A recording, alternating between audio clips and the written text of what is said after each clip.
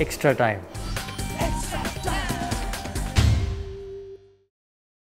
Ashwin, having been a part of a few bio bubbles over the last 6 months, have you felt mental fatigue at all? And if yes, how have you kind of gotten over it? Look, the first part of my tour to Australia, my family, I mean, not first part, the whole Australian tour, my family was with me. And even during the IPL, I got them over for the second half of the tournament. But this tour, not got them here because I've used rotation policy and left them at home so that they get a break. But I think without them around, it can be incredibly hard. Yes, we get larger hotel spaces. You know, we do get our entertainment area. We bond much better.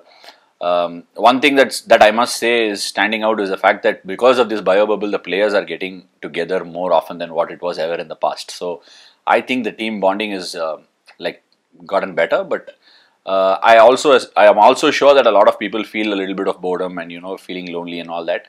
It'll be nice if they come out and seek some help. But for me to manage it has been mostly around watching stuff on online, reading books, and also doing a little bit of yoga and meditation and stuff. Congratulations on your 400th wicket, the landmark, and you've already spoken about it. I just want to know, 619, Anil Kumble, are you looking at that record still, or it's still a long way to go for you? I mean, if you look at it pragmatically, it's 218 wickets away. But for me, I stopped thinking about all those landmarks and all long time ago. It's been about what I can do, how I can get better, what more can I offer to the team. Because every time you come back into this setup, especially now that I'm playing only Test cricket and not playing the other formats, it's very important for me to come back with something that I can offer to the team every single time. So I'm looking to get better as an individual and as a cricketer every single day, not looking at what's lying ahead. That's probably one of the reasons why I'm really happy and enjoying my game at probably the best I have done in the last 15 years. So I'd like to continue this phase, not think about anything else ahead of me. Hi Ashwin, just taking an extension, like about the thoughts control of the narrative. There are people, ex-cricketers from 80s or 90s, they have their own set of agendas, they speak what they feel like. But does it hurt when there is a Yuvraj Singh with whom you have shared the dressing room? He can just pick up a call and speak to you, but the way they say 800 wickets, 1500 wickets, saying things based on probably hypothetical calculations, does it hurt you? Because these are people who have played with you. They were in the part of the dressing room. They're not like a fan on the street when they comment like that. Okay, look, the reason behind my tweets were definitely not in context with anybody in particular. And when I read Uipa's tweet, I actually didn't get affected at all, to be honest, because I didn't find like he was, telling us anything or trying to suggest or anything. It just felt like a really plain tweet of saying these people were good and whatever, however you want to perceive it. But for me, the state of mind I am in right now, I didn't find it to be, anything wrong or anything, what to say, an agenda driven or nothing like that. I know Uvipa for a very long time and I have the utmost respect for him. But with respect to your agenda driven thoughts and all that, this is exactly what my tweets were meaning. Some of us or some people amongst us tend to buy the stuff that people sell. And I do not know the reason behind why certain people sell certain things. But it's clear. It's just a perception of what happens, and for me, I want to protect, or at least I want to try and put it out there that people who know me or who watching me talk at least realize that without their knowledge, they are actually being hypnotized to believing what they are buying. You think this has been your best phase ever? In terms of contributing with the ball and bat, and wherever different phases of the match.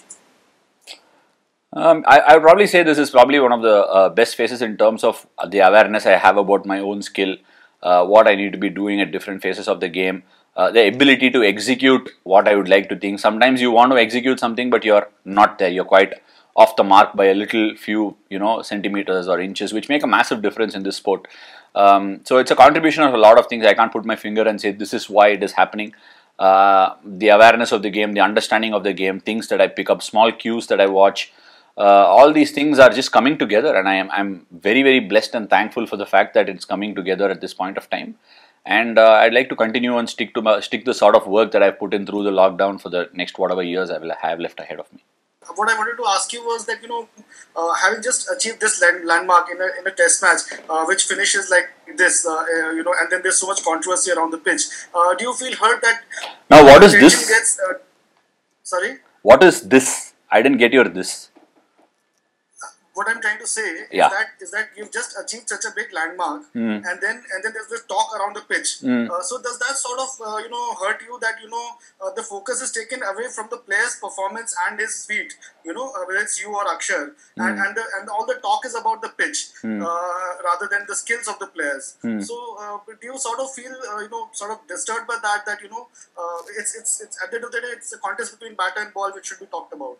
I'm absolutely not disturbed with things being taken away from the context, because this is what's been happening for the last decade, and if not more. And that is why I put out the tweets that I did yesterday. I think people need to get the context of what's happening here. There have been some people who messaged me and said match is finished in 2 days, and what about all the 3 pink ball test matches that we've played? Everything is ended within 3-day time, and I do not want to know what to say, because when somebody just throws an opinion out there about a surface, and having played the game, unfortunately maybe they have not played the pink ball test matches, so they do not understand this facet of the game. But I would say my angst against the whole thing is the fact that when people say something, there are so many other people who are watching the same picture but are not able to paint a different one compared to somebody who is driving a certain case and selling a certain case to us, and this needs to stop. Hi, Ashwin. Your 2 wickets have already poked in both innings of the last test. Both fantastic big pieces of bowling. Can you give a bit of insight into your thought processes and how you set up those wickets, please? Look, I think Ollie Pope's someone who's probably a really fine player who's coming through the ranks. I've watched a lot of footage of how he goes about his things. He likes to use his feet. He uses reverse sweep and sweep. So for me, it is about what shot he's coming after. He positions himself to play a certain few shots well ahead of what is being planted, and when you're putting a field in place. So I'm trying to pick a fair few cues about how side on and how front on he opens up to play a certain way. So for me, using the angles is to turn around him into a certain fashion and then try and get both sides of the edge. So if I'm able to spin one back, he's probably ready for the one that's going to come back to him. Now he might wait for the one that's going to go straight on. So these are things that I keep in mind. And truth be told, I think both were really, really good deliveries. I saw it again and I thought, okay, I'm lucky enough that I didn't get them when I was batting. And just generally, how many balls in advance are you sort of planning how to set up a batsman?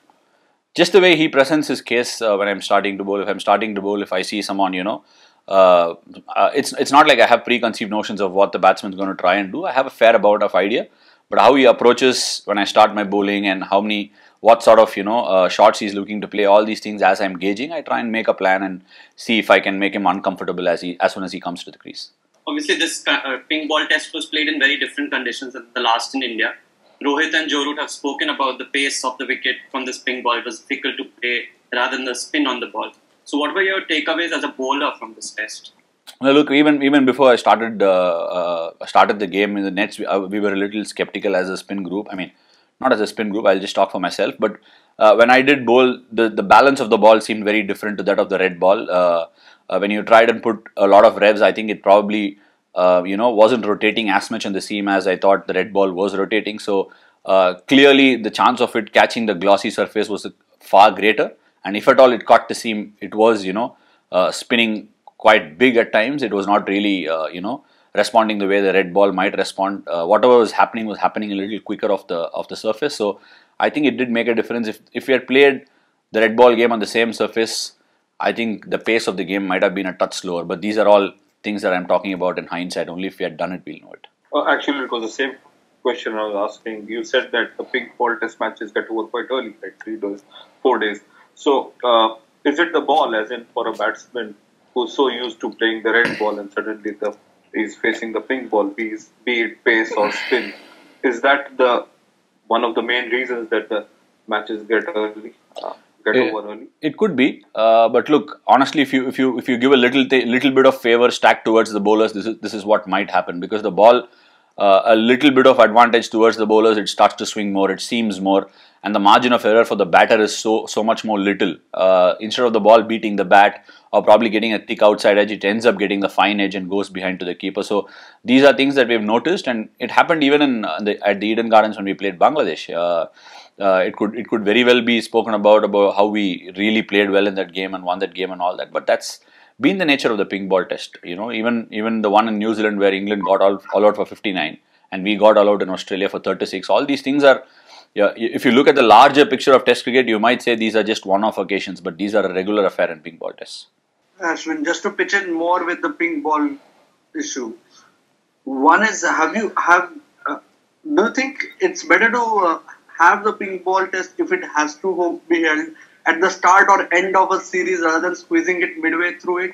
And has the team as a group collectively expressed apprehension to the board over playing the pink ball test? No, there is no apprehension. If there is apprehension, then we can probably express it. There is no apprehension as such for the pink ball test. I think it's a completely new sort of a facet that's being introduced into the game. We are used to playing with the red ball. Everybody, like I said, has been conditioned to playing with the red ball, and now all of a sudden they've brought in the pink ball, and the pink ball is bringing new dimensions to the game. So it's about adapting. If you play more and more and obviously get used to it, the players are going to adapt better for the good. Even it's the same thing with one-day cricket, right? We were playing with red ball for a long period of time, then we shifted to the white ball. Initially, the white ball was doing a lot more. Now it literally does nothing. So that's how this format will also evolve, because people are trying to understand what works with the pink ball, what doesn't, how to adapt, and all these sort of stuff. Anything new is going to throw a lot of challenges, but that's the beauty of the sport. Is there any issue with the visibility of the pink ball or the way it's skidded?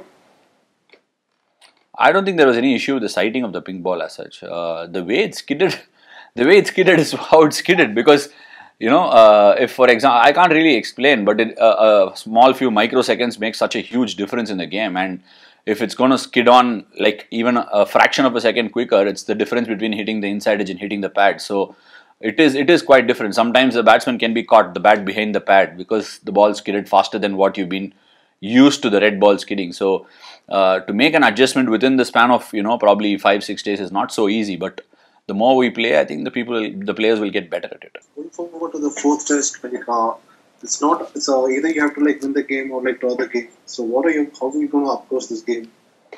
We played with an intent to win the game most often, and that's what we speak about as a group. And there are going to be no changes. We'll only look to win the game.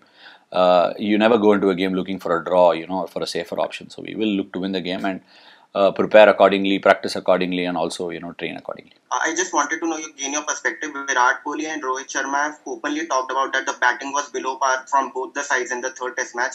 I just wanted to know that blaming the pitch, do you think that blaming the pitch is an easy resort rather than introspecting and blaming your own batting? Because a lot of former cricketers, English cricketers I might say, have criticized the pitch. Do you think the whole point of cricket is that there needs to be a contest between bat and ball? So if there is a match in which bowlers have a slightly upper hand, so what is the problem in that? And do you think there needs to be introspection about the batting rather than blaming the pitch? Okay, that's quite a long question. Look, I think I've said this in the past also. I think everybody is entitled to their opinion, and I'm not here to say your opinion is wrong or your opinion is right.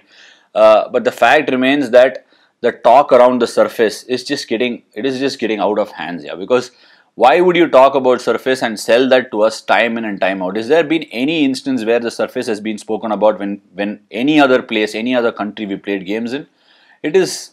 I don't know if we find it very, very funny that when they speak about the surface, it immediately gets quoted all over in our press.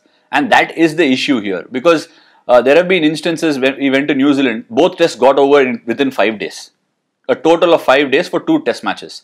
And now nobody quoted it. And there is a video that's doing the rounds where Virat in South Africa is saying, I am not here to talk about the pitch and I'm not comforting my boys with regards to that. And that is how we've been taught to play cricket. And I don't know why we indulge such thoughts and promote such thoughts. And that's why I say, let them sell it. Buying is always our choice.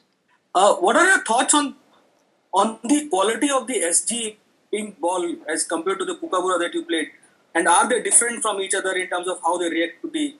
I don't think there is enough sample size to be able to compare both, because I played only a grand 2 days of pink ball cricket with the Kookaburra, and the same with the SG. So the surfaces have been different conditions, different dynamics to the ball.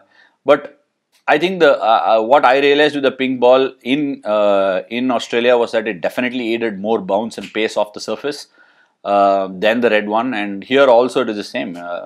It offered more bounce and pace off the pitch than the red ball would, and that's probably due to the lacquer that's been that's in the ball, and also probably the slightly more prouder seam that both these pink balls have. And I can't really differentiate much at this point of time, and I think I'll have a very few sample size in my hand even when I'm done. I don't think there are going to be that many matches that I can talk about. Ashwin, batsman के लिए जैसे middle of the bat ball जाना ये important रहता है, वैसे bowler के लिए खास करके स्पिनर के लिए बॉल हाथ से जो दिल में है वैसे निकलना ये कितना इम्पोर्टेंट रहता है, क्योंकि right now you are doing both batting bowling, you are middling everything. Thank you Lalit sir, I take it as a compliment. But जैसे बैट्समैन को बोलता है कि फॉर्म में है, बैट से अच्छा बॉल निकल रहा है, वैसे ही बॉलर को भी हाथ से अच्छा टूटना है ball. It needs to come out really well. So वो जो है वो फील है, वो प्रैक्टिस से नहीं बनता है. वो प्रैक्टिस आप कितना भी करोगे, वो मैच में आके वो करने में बहुत फ़र्क है. So match time is very very important for a spinner. So मेरा जो टाइम मिला है ये कोविड के बाद और जो मैचेस मिला वो सब एक साथ इट्स गोइंग टुगेदर. IPL में भी ज़्यादा बॉलिंग किया मैंने, और उसके पहले भी सारे बॉल के साथ बॉलिंग किया मैंने. सो all in all, the way it's coming out of the hand is something that I should be happy with, and as a bowler, I'm at ease with myself. Hit the subscribe option and the bell icon to get all the exclusive sports videos on Extra Time.